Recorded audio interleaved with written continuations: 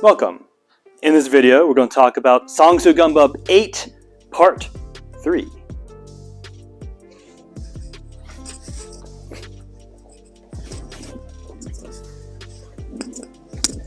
Yeah.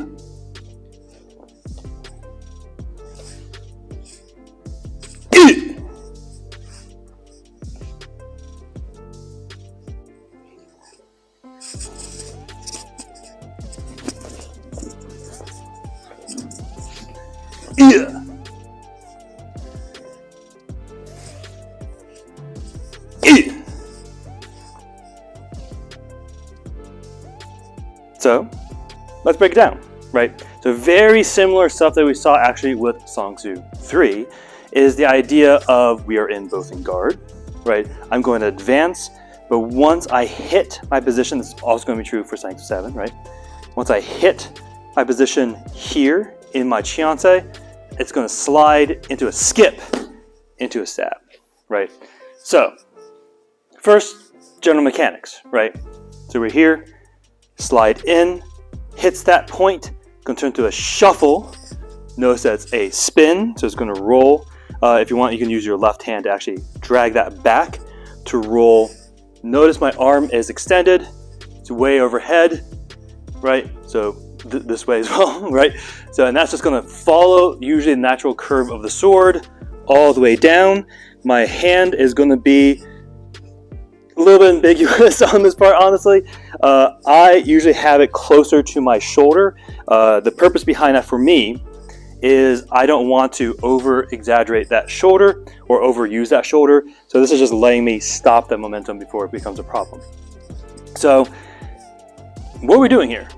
Right? So not on this earth, right? But we have a very specific motion. So usually when we have that foot coming in, right? We have someone we're fighting and we're trying to bait them into doing something, so then we know exactly how to counter it. So once we see them moving, we hit them before they know what's going on, right? This one feels a little different, right? So that downward thrust. Now, if I'm stabbing someone who's upright, clue, right? Very weird. Way up here, stab, down. Very weak stab as well. If my target area is my head level, and it's a one-handed, just kind of like, right? So, what are we doing? Target's on the ground, right? So the person's there. This is actually very, I know there are some people in my viewage, that's a very, I was going to say audience, but people who watch this video, right, who don't like it when I bring up Iaido, probably. We'll see. But in Iaido, right, so usually after we do our Chiburi, right, we step in. This is to inspect that person. Make sure the person we just cut is down, and then we see our feet going back into a nice position. So that's kind of like how I like to think about this one as well, is we're here. The step forward is getting a vibe check on that person. If there's still a problem, I'm going to quickly skip in there and do a downward thrust to finish them off. Now, I've done a video on the difference between the way I originally learned it, now we do it now. Again, one of those happy times when I'm very wrong about something and it's a really better move overall. So, short version, instead of going like ha, stab, right, where it's kind of more this way to thrust, coming all the way up here to thrust. So something I would recommend that you do, so I'm going to go off camera, but you can still hear me. This is very professional, right? There's nothing but professional on this channel. So I have a little target over here. I'm not going to do it because I don't want to actually stab and potentially damage a target that I really like. So what I encourage you to do, if you are willing, if you so choose, right? If that is my target, try stabbing this way. See what the rebound feels like in your wrist, in your elbow, and your shoulder. See how that feels. Versus a downward thrust like this one. So from my own practice with this one, I've found that the overhead thrust is easier on my whole body. In addition to actually having another major benefit that we're going to talk about in a little bit. But if you want to, try it for yourself. Again, science, and again, science, this is not how science works, but science for me, right? Something that works for me, right? I don't like this versus this in terms of how it reacts to my body, but your experience may differ. But let's talk about why that second version is better regardless. So, another thing that I've mentioned in many of my videos, in fact, I think all of the Ssangsu videos, to the point that I'm sure people are just tired of me talking about it, is the fact that this is not necessarily the weapon that these forms theoretically were designed for, right? So this is what I would personally call a yedo, or a short sword, as opposed to our very, very long sword in general, right? I'm going to grab a bow staff. Don't know why I said it with such a weird inflection. I'm going to grab a bow staff, and then we're going to play with this a little bit and hopefully see some of the major differences that might kind of differentiate between a stab like this one and a stab like this one. Keep in mind, this staff is also not as long as a Ssangsu Gum, my apologies. I just don't want the ceiling because our ceiling is a little bit lower here. So, and we're going to find out very quickly how true that is. So, without the spin, because that would probably hit the ceiling that's up here. If my target's down there, I come down with a stab. So first of all, if I'm here, right? First of all, because the blade is allegedly very heavy, right? Because it's mostly all steel, with the exception of a little bit of the wood on the handle. It's going to be heavy. It's going to be not as precise because there's also curvature to your longsword, right? So versus overhead, right? I'm not going to do hard because obviously I like having a floor. But from here, you just literally use your shoulder and your body weight, and it's going to go very, very easily into that target. Again, I recommend if you have a target you wish to strike, have a staff like this one. Again, practice this against that target. You're going to notice this feels fine striking. This will feel weird and very inaccurate when stabbing. Additionally, I want us to keep in mind the length and width, the length and weight or mass of our weapon as we do our next move. So, again, if you've watched my videos for a while, this is another thing that you probably have seen before in my other things on Form 8. But the very next move, and I'll show you some of the older variants of this because I think that was also really fun. But right now, the idea is we're going to support the side of the sword. We're going to step to our 135 or 3 over 4 into a back stance cover. I'm going to play with this in a little bit, fear not. As we step through, again, still hitting that 135, I'm going to bring that sword in, turn, cross cut, miss that target nicely without making any noise, right? Just kind of finish this off a little bit, right? So instead of here and just turning, right, I want you to think about using that linear step. So it's linear, hip check, cut. Now notice my extension is already all the way out. Here, so I'm just using the weight of the sword, and I'm going to bring it all the way around into our eagle stance. Translations will probably differ, right? Where we're going to go into I will do it facing this way so you can hopefully see without panting myself. So it's going to be a knee down.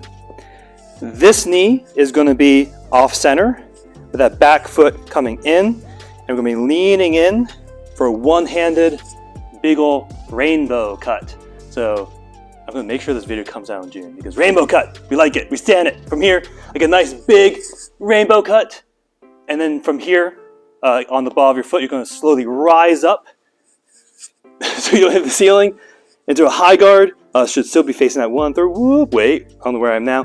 Defense, and then shake. But let's go through that a little bit more with, actually we'll do it one more time with this one, just to kind of show you some stuff.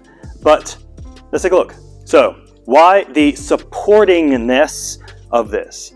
Now, if you've done Kali, for example, or Arnis, right? Or if you've tried to actually block an incoming strike with the back of your hand here, your hand hurts immediately. It's bad. Don't do it, right? Versus, the purpose of this is not to block, right? Can you? Sure. I don't recommend it. What I want you to do, however, is because, again, remember the mass of this weapon, again, the length of this weapon, theoretically, first of all, I also need to pluck it out of my target. This is just to get the momentum of that mass moving, at least according to my interpretation, right? I'm going to get a little bit of distance. I'm going to be probably barely in frame. But from here, instead of cover, I'm using this just to generate sheer momentum, right? From here, around the head, right? That's the idea. But same idea. So notice my back foot's going to come in to try to eat up the momentum from my body, right? So it's not going to be here and then just whip, because you're going to be off balance. It's going to be generally bad for your whole body. But the back foot's going to come in to eat that momentum. So it's all the way around the head. As this cut comes in, my back foot comes in. Same idea going backwards. Here, getting that mass, my body mass moving backwards. Here to get that momentum. And as I turn, big lockout, right? This is a lockout, cross cut all the way into that rainbow cut. The reason I'm not going to do that one full speed is a rainbow cut, I might hit the ceiling. I'm going to switch back to the other, to my sword. Yeah, so that's the idea. So make sure you keep in mind the mass of the weapon that theoretically this form was developed for. So with that, right, so we're here. We've done our downward thrust. Again, yes, when you're told to slow it down, it's going to look like that. But again, think about using that momentum, bring the sword around and cut, right? And then from here, again, drawing back, 1, 2, right? So a few things of note. Whenever you do a one-handed cross cut towards your off arm, right? So what you usually see from some masters is it's just down, and the cut's going, obviously the blade going out is going to be on top of the arm. A worst case scenario is this, for obvious reasons, right? So there's really good arteries that can be severed inside of your arm. That'd be just all too easy to be cut. Versus here, right? It will cut into muscle, right? Or we're going to ignore anatomy for now. Your muscle can be more likely to take it as opposed to the very, very nice artery that's right there, right? So keep in mind all of that. Sometimes if you see some of the senior masters, they're actually over here, bring it over just because it's also just even more safe. But I also did mention older versions, right? So the way I learned it was a little bit different. So from here, you're still doing that slide in. Now instead of up, stab, it was up here. And then from this position, I'm essentially using this like a pool. I've never played pool, if it's not obvious, but the pool thing, right? This looked lewd, but the pool, right? So this is aiming, right? Stab. From here, you would have pulled it out, lowered into that combination. So that made a little more sense with regard to using this as if you were using an actual sword like this one, right? So as opposed to a Ssangsu Gum, right? So this lets me aim and stab. It's not really meant for me to block, right? Can you? Yes. You're going to regret it, but your hand will hurt, but theoretically your head will still be intact, right? So that's just a little odd thing from the past, right? Not odd. I actually really like that one just because it made sense for what we were doing, right? But let's also again dial back into that rainbow cut, right? Now, if I had any actual like CGI ability, I would do ha and have a nice trail of rainbows, right? Because that would be fun. I don't, so it's just me. So the idea is, again, what I want you to keep in mind is the momentum of that cross cut turning into the rainbow cut. Something I talked about with Ssangsu 3. 1, 2, 3. Each one rolling into the other one. Think about 1, 2, right? So the theory behind this, whether you agree with it or not, is, again, cut, trying to get them to either back up, maybe even go back into a high guard, which is a very classic thing, at least in a lot of Japanese styles, is, so as I cross, they might even evade going back up this way. I am going to try to dip underneath their guard and try to aim for their throat. From here, look them in the eye and be like, ha! Allegedly like bask in the gory goodness, and then just stand up the other way. Just so we can kind of close this part out as well. This chakam, or put away, is a quick shake of the sword. Yeah! And then our classic form 6, put away. And then back this way. So, I'm going to walk through that whole, because I was talking about quite a lot. Let's go back up through that form in a quick narrative, and we might close that from there. I'll do it facing this way just so we have a new angle, right? But from here, slide, step forward. As it hits its mark, you do a shuffle, overhead stab to the 135 supported X block, right? Short stance, spin through, short stance, cut, going back the way you came, cross cut into an eagle stance, rainbow cut, stand straight up. So notice it's a very narrow stance, right? It's just literally where your feet were, you're standing up, sword all the way up as you can, just don't hit the ceiling. Step back, still facing that side, and a quick yeah as you put the sword away. With that, that's the end of Form 8. So usually, Ssangsu 1 through 8 are the forms that you need in order to do your first on test, right? In addition to, a few of the other curriculums, so we have your focuses and all of that fun stuff.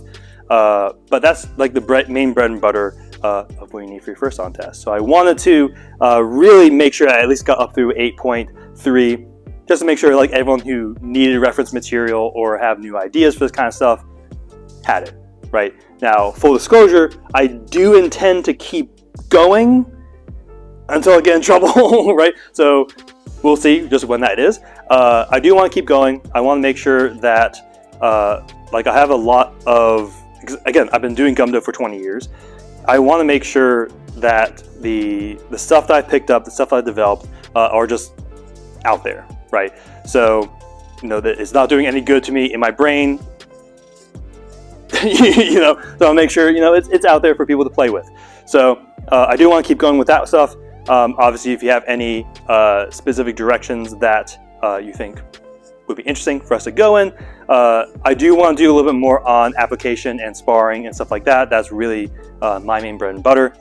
It just usually requires someone else here, and as you can, I don't know if you can read the clock over here, but it's quite late at night. I just want to make sure that these guys come out. So anyway, maybe I'll make an update video in the future if anyone at all is interested at all. So yay, because in the future people will be able to like, hey, this is 8.3, I already see like Bangkok 7 or something.